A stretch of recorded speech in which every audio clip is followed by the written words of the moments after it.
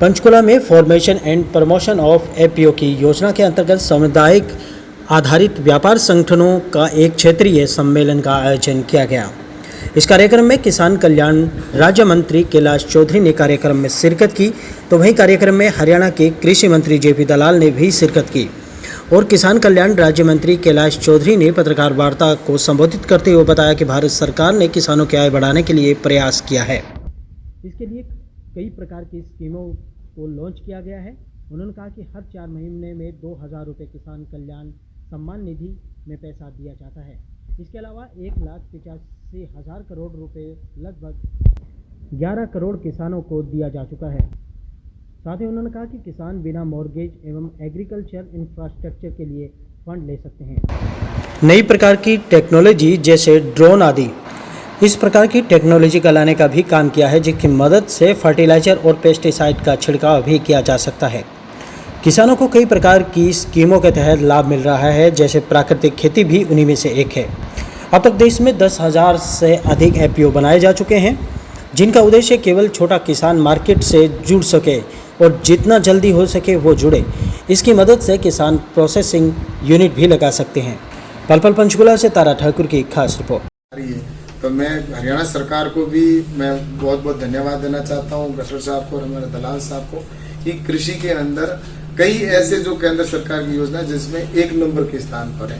तो इससे मुझे लगता है कि हरियाणा सरकार से जो अच्छे काम कर रहे हैं उनको लेकर दूसरे प्रदेश भी उनसे प्रेरणा ले रहे हैं। तो मुझे लगता है कि निश्चित रूप से हरियाणा के अंदर भी बहुत अच्छा काम कृषि के अंदर हुआ है और हो रहा है।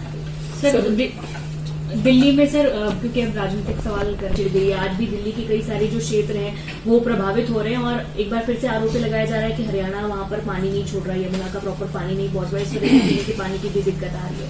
ऐसा है कि किसी प्रकार की दिक्कत नहीं आने देंगे। हरियाणा में सरकार है और दिल्ली की सरकार है, उनका अच्छा तालमेल है और निश्चित रूप से मुझे लगता है कि वैसे 2 राज्यों के विषय होता है, इसके अंदर राज्य मिलकर तय करते हैं, फिर भी ऐसे कहीं पर भी आती है तो केंद्र सरकार उसके अंदर इंटरव्यू करता है और आवश्यकता पड़ेगी तो केंद्र सरकार इसकी समस्या का समाधान करने के लिए भी प्रयास कर रही है। कांग्रेस का चिंतन शिविर था राजस्थान में, जहां से आप कैसे देखते हैं कांग्रेस को?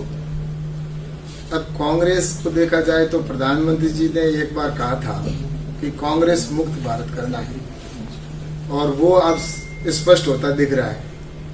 और कांग्रेस पूरे देश के अंदर देखा जाए तो अब गिनती के राज्य रह गए हैं और इसके पीछे कारण है कि उनकी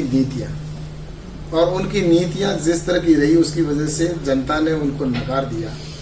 और राजस्थान में भी वही हो रहा है जो उनकी पहले की नीतियां थी, तुष्टीकरण की नीति।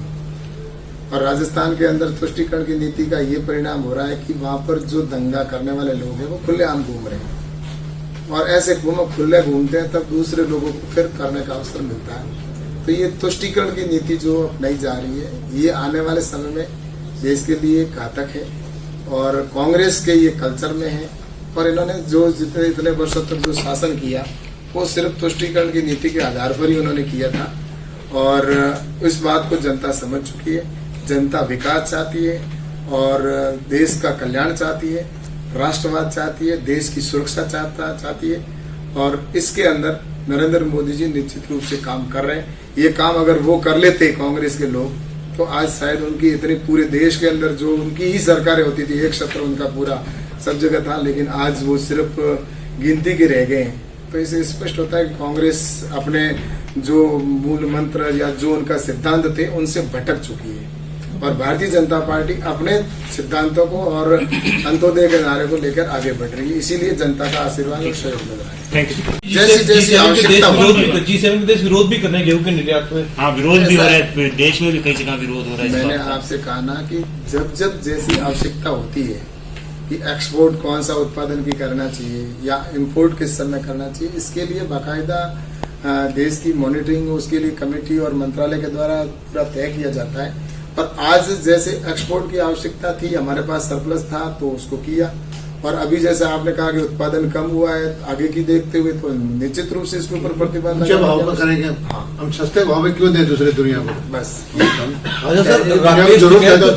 राकेश टिकैत को किसान यूनियन से निकाला गया तो उस पर आप क्या प्रतिक्रिया देंगे? देखो, मैं उनके बारे में उनकी निजी मामला है, उनकी यूनियन से मुझे कोई सरोकार नहीं है और मैं तो यही कह सकता हूँ कि प्रधानमंत्री जी के नेतृत्व में जो भी काम हो रहा है वो किसान देखिए, पानी का संकट मई जून के महीने में हरियाणा के अंदर भी है। हमारे दक्षिण हरियाणा के बहुत सारे जिले ऐसे हैं जहाँ पीने के पानी की शॉर्टेज हो जाती है। इन दिनों में तालाबों में पानी की जरूरत है, मवेशियों के लिए पानी की जरूरत है। लेकिन दिल्ली हमारे देश का दिल है, राजधानी है। दिल्ली को हम प्राथमिकता देते हैं। पानी हरियाणा जो है अपना हक का छोड़ के भी दिल्ली को पहले देता है। और दिल्ली में जो सरकार है आम आदमी पार्टी की, उनको आदत है दोषारोपण करने की, उनको लांछन लगाने की है कि पॉल्यूशन हो तो हरियाणा पंजाब पे लांछन लगाते हैं, अपना प्रबंधन ठीक ना हो तो पानी की मांग हरियाणा से कर लेते हैं, जबकि हमारे पास तो अपना पानी का कोई सोर्स है ही नहीं।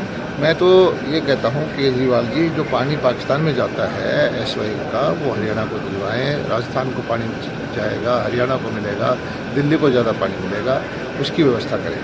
जी ठीक, थैंक यू।